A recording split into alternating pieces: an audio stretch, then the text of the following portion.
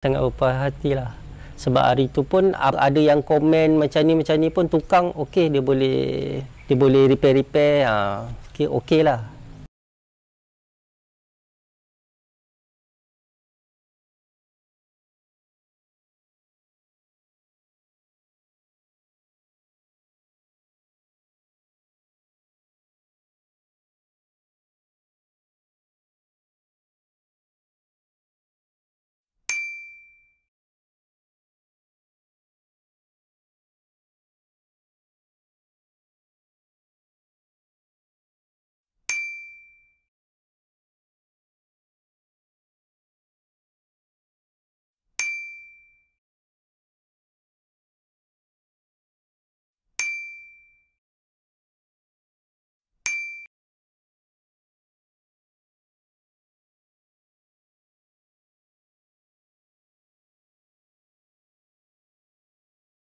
Saya Muhammad Rizwan bin Ismail mewakili kakak saya Puan Zaliha binti Ismail mengenai rumah yang baru dibina ni daripada IM Home. Daripada apa yang diberitahu kepada saya, kakak saya amat berpuas hati dengan binaan rumah ni, dan daripada tim-tim yang telah menyiapkan rumah ni sampai siap lah.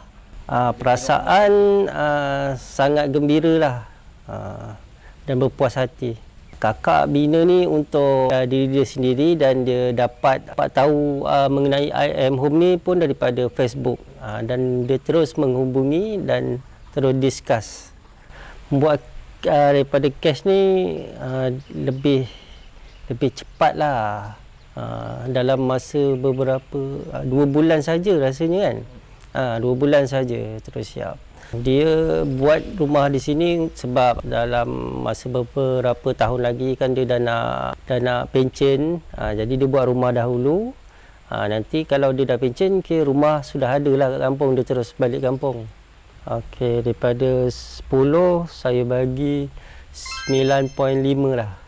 Orang-orang yang kat luar sana yang masih belum buat rumah dan yang ingin buat rumah, saya cadangkan boleh ambil dengan IM Home sebab dah terbukti lah memang rumahnya berkualiti dan bukannya scammer ke apa kan.